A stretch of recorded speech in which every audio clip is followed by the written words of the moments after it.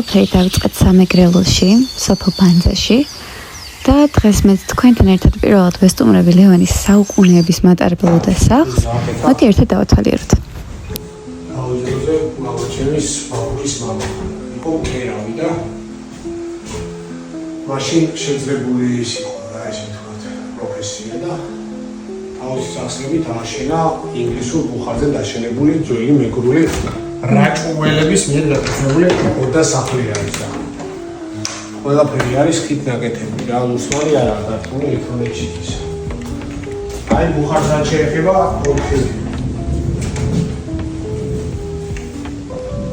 ოთხი ის აქვს ბუხარი აქვს და საფაგური აქვს ერთი ან ინგლისურ ბუხარს ეძახიან. ესეც ცოტა შესავლებია, მაგრამ მალე გადის ჩვეულებრივ ფუნქციონირებს.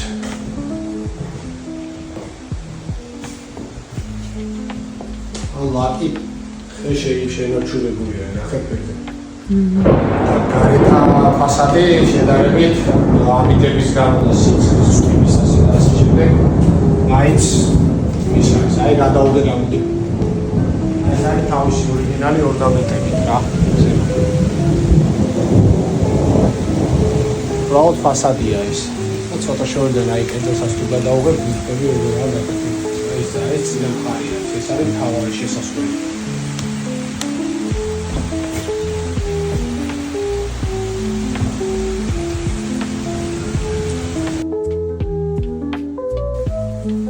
დათვალიერებისას თითქოს პირდაპირ გრძნობდი თითოეული კუთხის ისტორიას. ან ყველაფერი უნიკალურია, ფანჯრები, აივანი, ხის ორნამენტები, სითბოზე სილამაზეს ატარებს. ასეთი ადგილები ვფიქრობ რესტავრაციას ნამდვილად იმსახურებს, რომ შენარჩუნდეს ის სული, რაც აქვს.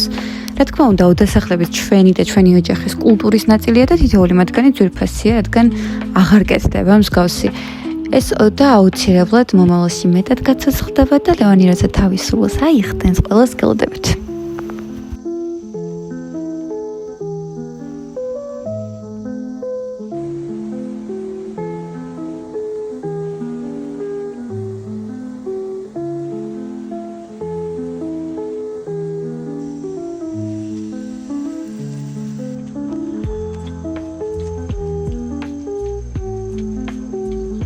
ამასობაში სანამ მე ვათვალიერებდი და ვიდეოს ვიღებდი, ლევანის 16 წლის ბიძაშვილმა თავისი ხელით და გულით მოგვიმზადა მჭადები და ყველით კი თავად ამოიყვანა. შემდგომ დავჭექით, როგორც ხედავთ აივანზე, გარეთ წვიმდა და ვფიქრობ, რომ ძალიან კარგი გამოვიდა.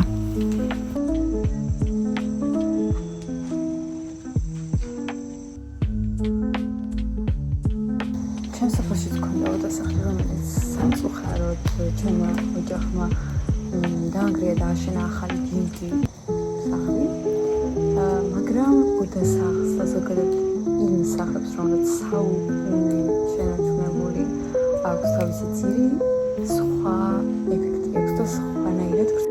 გავიცანი იქაური მობინადრეები, რომლებიც უსაყვარლესები იყვნენ მართლა. აქ დაინახოთ კიდე სხვებსაც. იქ არიან და ერთ-ერთი არის ჩემი საყვარელი, რომელსაც თურმე ჯონსონა ქვია. სულთაც გაძლევს და ძალიან მორიდებული და მორცხვი ბიჭია. დაგროველი ემოციების შემდეგ მეც და ლევანისაც მოგვინდა ჩემი სოფლის ნახვა, სადაც ბავშვობის შემდეგ არ ყოფილა და მახსოვრობითაც ბუნდონა თუ გავიხსენებდი იქაურობას. მამაჩემი ჩადიოდა ხოლმე, თუმცა გზა არც ისე მარტივია და პირობებიც ჯერ არ გვაქვს, რომ დასასვენებლად შეგვსრულდა ჩასვლა. აქ მართლა არ ვიცი სადმე მივდივართ და როგორ, მაგრამ რადგანაც ღამე იყო და გვიან ასეთ ამინჯი ვერ გავურისკავდით, გადაწყვიტეთ ჯერ წავსულიყავით ჭიათურაში. ჩემი არჩევანი იყო და იქ დავჩენილიყავით და დილით გაგვეგრძელებინა გზა საჩხერის სოფელ ხვანში. ეს იყო ადგილი, სადაც დავრჩით, თოჯინება ძალიან მიიქციეს ყურადღება. ეს კი ვერანდა, რომელიც ჭიათურის ქუჩებს უერთდებოდა, რის გამოც ძალიან მოგვეწონა მეც და ლევანისაც.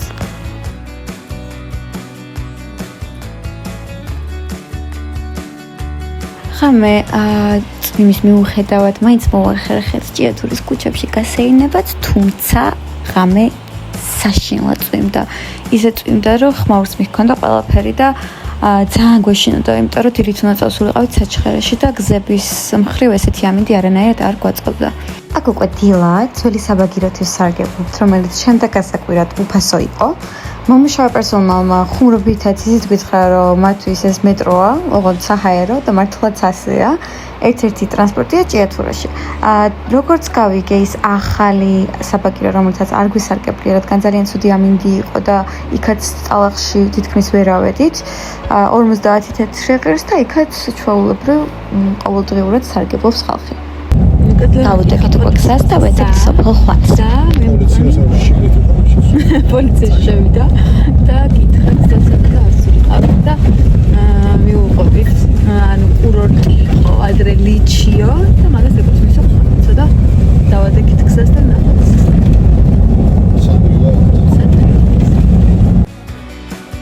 გზა და გზა უკვე სხვა ადამიანებს ვეკითხებოდით ლოკაციის შესახებ და თითქმის ყველა მიგვასწავლა რაღაც, რაც გამოგვადგა.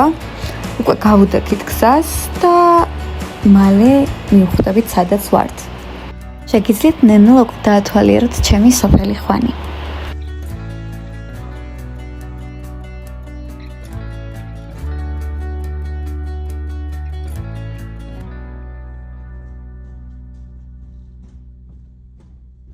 აქედან უკვე გვერევა გზა, რადგან უკვე ბევრი მიხვეულ-მოხვეულებია და არ ვიცით ზუსტად საით წავიდეთ. დაიწყო წვიმა და ცოტა გზა ისევ კარგი არ არის და უკანვე უნდა ჩავიდეთ დღესვე წვიმაში და შესაბამისად ცოტა მეშინია. იმიტომ რომ არ ვიცი სწორად ვაგნებ თუ არა და სად ვართ, ეგეც არ ვიცი და ნახოთ რა იქნება. გარემოს სილამაზე მშიში ცოტა ხანს დაგვავიწყა და გზის ძიებისას თავმტკბებოდით უსუფთავესი ჰაერით და ბუნებით.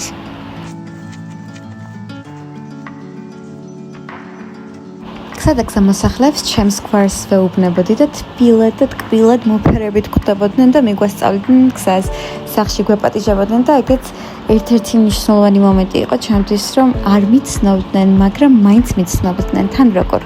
გზა სულტალახიანი იყო და რა თქმა უნდა ბევრად ჭირდა რომ ფეხით ჩავსულიყავით, თუმცა რადგანაც არ ვიცოდით რამდენად შორს იყო ჩემი სახლი, მაინც მანქანით ჩავედით შემდეგ. აქაც ისე მაცხოვრებლებს ვეკითხებით, როგორ მივაგნოთ ციცო ბებოს, რომელიც ზუსტად ჩვენი სახლის გვერდზე ცხოვრობს, ოჯახის ახლობელია და რაც ქმარი გარდაეცვალა სრულიად მარტოული სამოსახლოს. სწორედ მან გააყვანინა მისასვლელი გზა, რომ შვილიშვილებმა და ზოგადად ყველას მათ შორის ჩვენს შეგვეძლოს მივიდეთ და მისასვლელი გზა ყოველთვის გქონდეს. ეს არის ციცო ბებოს სახლი ჩეკა, რომელმაც ამატალახა სიხარულისგან და ასე ატალახებული შევედი მასთან სახლში პირველად. წინა დღეს ძალიან ძლიერი სიტყვა ყოფილა, რომელსაც ბევრი რამ გაუფუჭებია, ასევე შეუჩერებელი წვიმა იყო, რომელსაც წაუქცევია ხეები, წაღებული იყო მიწა და წყალს მოეცვა მისი ადგილი. სანამ ციცო ბებო ცდილობდა რომ პატივი ეცა ჩვენთვის, ლევანი თავისებურად გამოხატავდა ამას და ის ქათამი, რომელიც ციცო ბებომ ვერ დაიჭირა, ლევანი დასდევდა და საბოლოოდ მართლაც რომ დაიჭირა. ასე გამოგვიცხო ხაჭაპურებით ცობებომ, ბევრი ტკბილეულიც გვაჭამა, ყავაც დაგვალევინა და დაგვალოცინა ჩვენი შესვლაც და მეორე სართულიც თავისი გვანახა, საიდანაც ულამაზესი ხედი იყო. ეს არის ლობიო, რომელიც ციცობების თავისი ხელით ასე ქონდა შეკრული ოთახში და უკვე დრო იყო, რომ გადავსულიყავით გვერდზე, ჩემი ოდა სახლში და მინახა როგორი იყო ის. ეს ოდა არის ბიძაშვილების, ანუ მამა ჩემის, ბიძა ჩემის, მათი სახელები იყო ყველგან ამოტვიფრული და უძველესი ოდა არის. აქ ცხოვრობდნენ ჩემი წინაპრები, აფხაზეთის ომების შემდეგ ჩემი დიდი ბებია ევა აქ დაბრუნდა საცხოვრებლად ამ ოდა სახლში და სიცოცხლის ბოლომდე მანდ იცხოვრა და ეგ წლები მანდ გაატარა. ასე თუ ისე რაღაცებს აწესრიგებენ. ეს ადგილი ძალიან მომეწონა და უკვე ძალიან ბევრი რაღაც წარმოვიდგინე სამომავლოდ რა ლამაზი იქნებოდა და აი კარგად რომ დაათვალიეროთ კიდევ ჩვენი ფანჯრიდან რა ხედია.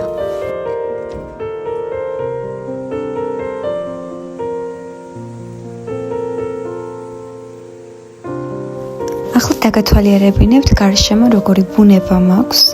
აი გამოხვალ თუ არა ეგრევე შედიხარ ამ ტყეში. და ციცობებიც გამოყვა და გვანახებდა იმ ადგილებს, რომელიც აუცილებლად სანახავი იყო და ერთ-ერთი არის ეს. ეს არის ჯვარი, სადაც მოდიან და ლოცულობენ ხოლმე, საუკუნეებს იტევს და მართლაც შთამბეჭდავი სანახაობა იყო, როცა მივედით. ბუნება იყო საოცარი, ზღაპრული, ყველაფერი იყო მწვანე და გარშემოც ცოცხალი ხმები ჩაგესმოდა და შესაბამისად ძალიან დიდი შთაბეჭდილება მოახდინა ჩემზეც და ლევანიზეც. ეს არის სამლოცველო, სადაც სამწუხაროდ ვერ დავანთეთ მთელი რადგან ნესტიანი იყო. აქაც სავსე ამოტვიფრული სახელები, რაც ასევე ძალიან ნოსტალგიური იყო, ასე ვთქვათ.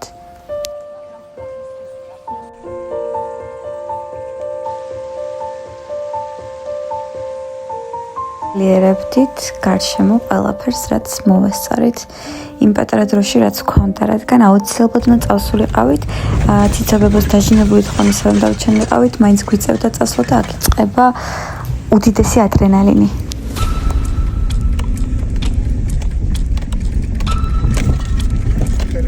პანჯებს აუწიე. პანჯებს ორივე სასწინა პანჯებს. ზემოთ გაგუჩერდა, მომიწია ფეხში შულს გამევლო ეს ტალახი, რადგან უკვე ფეხზე წმებით უბრალოდ ვეღარ ავიდოდი და ზემოდან ვცდილობდი რომ მეკანახა როგორ უნდა ჩამოსულიყო, თუმცა ლევანის არაფერი ესმოდა, რადგან თავის სტიქიაში იყო. ძალიან რთული გზები გავიარეთ, სანამ აქ მოვიდოდი, თუმცა უბრალოდ აქ ვეღარ ავედით. საბოლოოდ მანქანა რა თქმა უნდა დაიწყო ბუქსაობა და რამდენიმე მცდელობის შემდეგ როგორღაც მანქანა დაიძრა.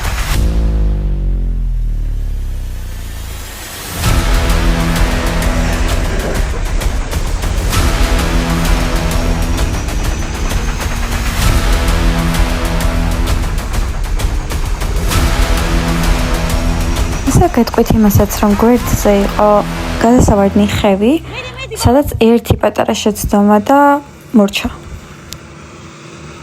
რაც მეგონა რომ ვეღარ აიტანდა და ვეღარ გავიდოდა, მაგრამ საბოლოოდ ლევანის წყალობით და ასევე მანქანის წყალობით ჩვენს შევწერეთ. შეგამოვუარეთ თიალაბებოს, რომელიც პირველი შეხვდა და მეგვასწავლა გზა, რადგან შევპირდით და მალევე წამოვედით, ასევე საბურავი დაშვებული, რომელიც იყო ისიც დავბერეთ და შევუდექით გზას თბილისისკენ. ერთი ის კი დანამდვილებით ვიცი, რომ აქაურობის ხშირი სტუმარი და მასპინძელიც ვიქნები, როგორც ჩემი დიდი ბებია ევა იყო. ძალიან მადლობელი ვარ ამ ტრიპისაგან და ზუსტად ვიცი, რომ ყოველთვის განსაკუთრებულად ჩამრჩება გულში. ასე ნატაზე გემშვიდობებით და შემდეგ ტრიპამდე.